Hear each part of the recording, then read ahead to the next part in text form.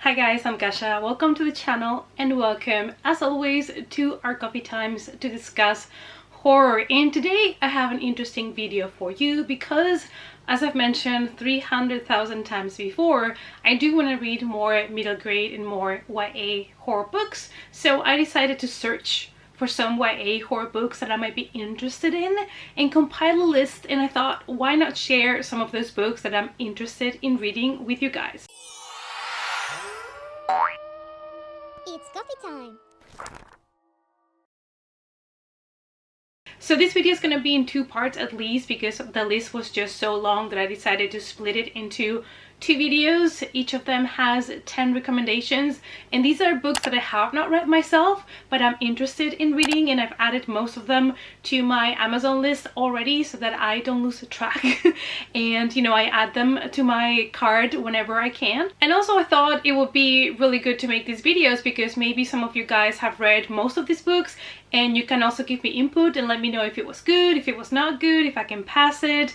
Yeah, so it's gonna be great for you guys to have recommendations and for me to get maybe feedback on some of these books. I forgot to mention that these are YA thriller slash horror, so it's kind of like a mix of both. And that is kind of like where I'm at the moment. Like between the adult horror, I'm really enjoying to read some YA thrillers or horrors, and I'm also really enjoying to read some middle grade here and there, as well as regular like queer romance books. So I feel like my reading is getting a little bit more mixed, and that is allowing me to read a little bit more. So I would like to continue that because, of course, anything that helps me read more is great. So let's go to the list of 10 YA thriller slash horror books that I'm interested in. Also, I'm really into this mug at the moment, so you might see it a lot in my videos. So sorry, not sorry, but I just love those cats so much. And it was a present from a really good friend. So without further ado, now let's start. The first one is about friendships, about secrets, and about a boyfriend that might be coming between two friends. The book is called Nobody Knows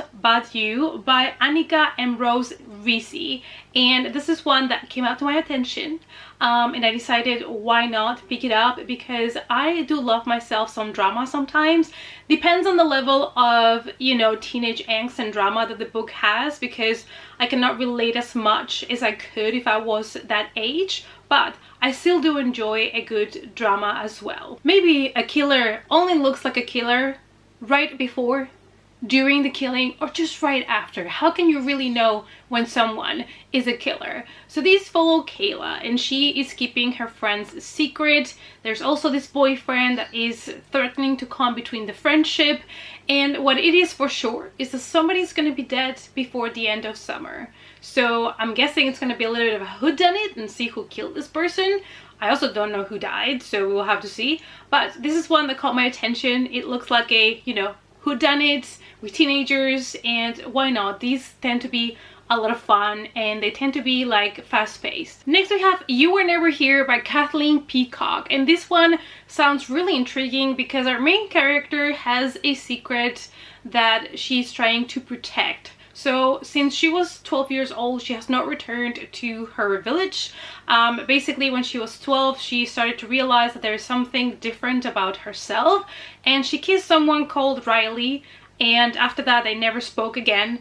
But also Riley was never seen again. It is missing. So what actually happened that night, I don't know, but apparently our main character knows what happened, but she's trying to protect her own secret, so she is not coming clean about what actually happened that night. But then they find the dead body of a girl, and Kat, which is our main character, is really struggling with herself because she has to make a hard choice. Come clean about her gift, about her secret, or risk that Riley will never be found or will end up also dead because maybe there is a serial killer on the loose killing teenagers. White Smoke by Tiffany D. Jackson is my next pick.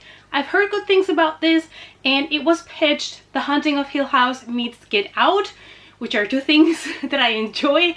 It's always interesting when people compare books to Get Out, because then I am immediately drawn to them because we love Jordan Peele. I still have not seen Nope because it's not out here in the Netherlands until the 18th of August. So I'll have to wait and see what happens since it has been receiving some mixed reviews. But anyways, we're here to talk about the book. So Marigold has been running away from ghosts that have been hunting her, chasing her whole life, and now she is new into this blended family. She has a new stepsister, she moves to a new place, and even though this new beginning seems to be a picture perfect ending for both families, strange things are gonna start happening in the house. You know, lights go on and off, things disappear. So your typical kind of haunted house story, or you know, that's what they want you to think, maybe, you know, they're setting it up to be a haunted house scenario, I'm guessing. But I'm really intrigued about this one, so it's another one that I definitely have on my list. Now I have another one that I've had on my list for the absolute longest time, and I think I have this one on my Kindle, but I will have to double check, and that is A Good Girl's Guide to Murder by Holly Jackson. Obviously, just the title of the book is kind of calling me. This ended up being a trilogy, and I believe they just released a novella as well that I saw at Yelk. I nearly bought all the books at Yelk, but I waited too long and then they didn't have book one anymore, so I was like, I might as well not do it. But I really want to get to the first book. Also, the first book was pictured on Heartstopper. Isaac was reading it, so that has rekindled my interest on the book. Not gonna lie. But yeah, I'm really intrigued about this one. So this is about a girl called Pipa, and she basically chooses as her subject for schoolwork based on a murder that happened a couple of years ago. So someone was murdered and the police think they know who killed this person. The town has already made the decision on who they think is the killer, but Pipa has a very different opinion, so she is really determined to figure out who actually was the killer. Obviously, I love murder investigations, and I do like that trope of, you know, oh, we caught the wrong person.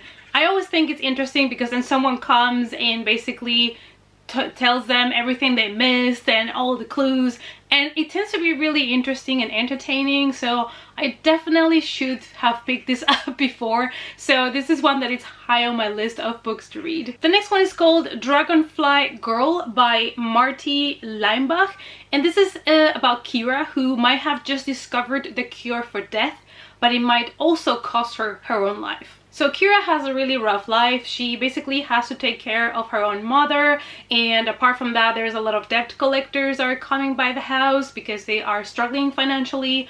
At school, it's also not the best. She's very shy and she's not doing great at school except for science, which is her obsession, and she's so obsessed with it that she might actually flunk out of school because she's not paying attention to the other subjects. So she ends up winning a prestigious science contest, you know, something good about her obsession with science, something good came out of it, and she basically, her job is cleaning and assisting a little bit, but nothing major.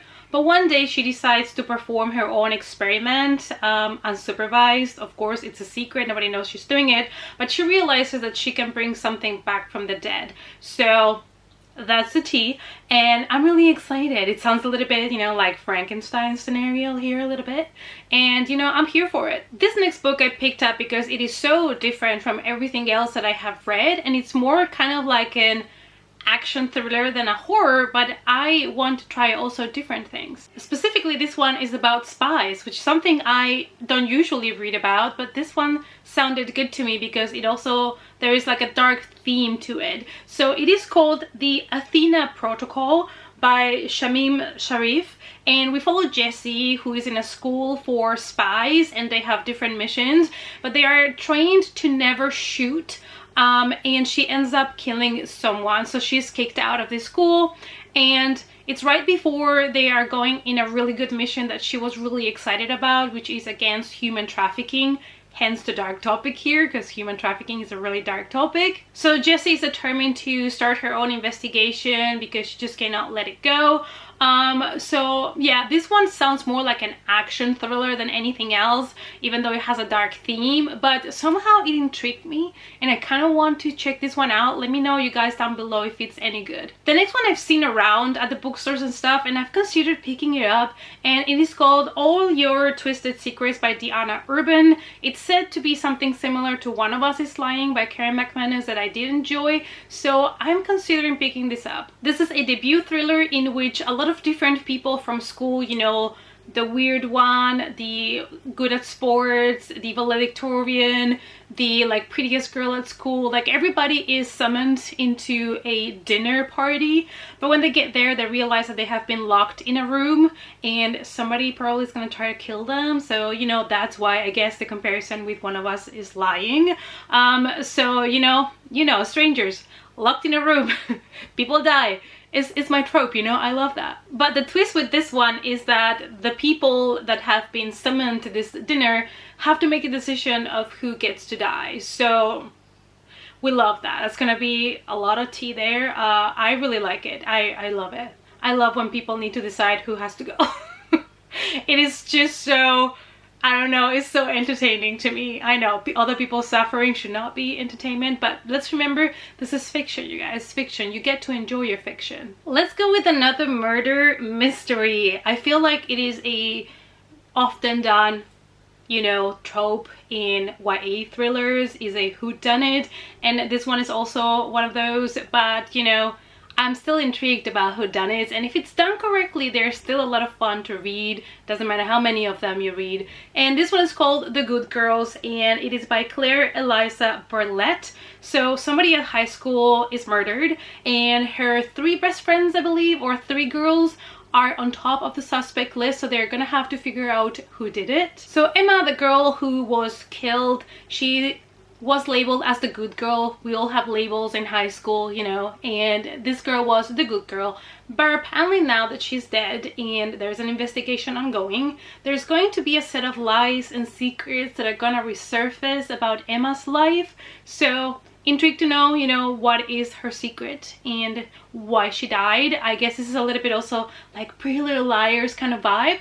The next one is a book that was really popular on BookTube, and somehow I still have not read and I still don't own a copy, and that is Sadie by Kearney Summers. I do know that this one deals with really heavy, dark topics, and it deals with grief, and I've been told that it can be intense when it comes to that, but I am ready to take this journey. So Sadie has had a really hard life. She's basically raising her sister Maddie by herself in a small town. Things are tough. And then one day somebody kills Maddie and the police have not found the killer. So Sadie takes it into her own hands to figure out who killed her sister, and she kind of follows clues and things like that. And I guess it will take the reader through all of those clues and things that she finds in order to figure out who killed her sister. So it is basically a story about a girl seeking revenge for basically the only thing that she had in life that she actually cared for.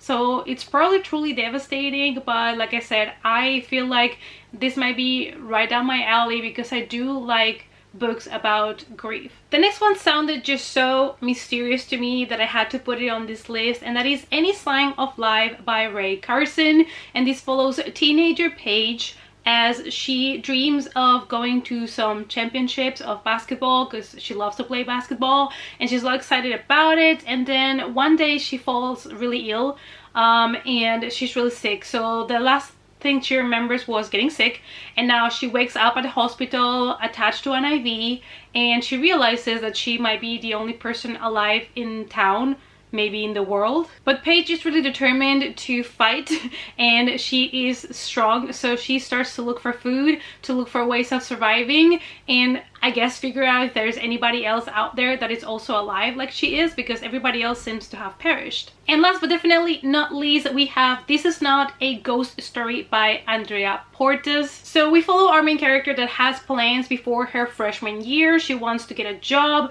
to get some money, some cash. So she decides to go house sit a mansion for a really rich family. So we know how these tales go, you know. As we expected, when she gets there, strange things start to happen to her. She has a really weird feeling about this house, and people in that town start to look at her differently, and then she figures out that there's supposed to be a curse, a grudge on that house, and so that's why the owners actually want to get rid of the house and sell it ASAP. So she's gonna spend the summer house sitting this mansion that sounded the perfect plan for summer, but now she probably finds herself in danger. Alright you guys, so I hope that you enjoyed hearing about 10 YA thriller books that I am interested in, that I would like to give a chance, you know, to check out. Let me know down below if you've read any of these, if there's any other ones that you recommend me, because like I said, I want to read more YA thrillers,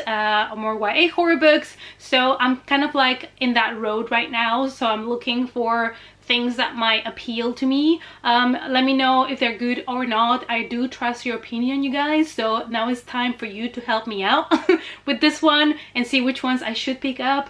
And I think I will be doing vlogs of reading YA thrillers, like several in a row, and let you guys know what I think about them and the authors and stuff. So maybe, you know, I can also help you out by reading them and letting you know my opinion, so we can help each other. You know, this is what this channel is for. Help each other all the time to find books. And obviously we also kind of trigger each other to buy more books, but that's part of the deal, you guys. Alright, I hope you guys enjoyed it, and I'll see you all as always in our next coffee time. Bye!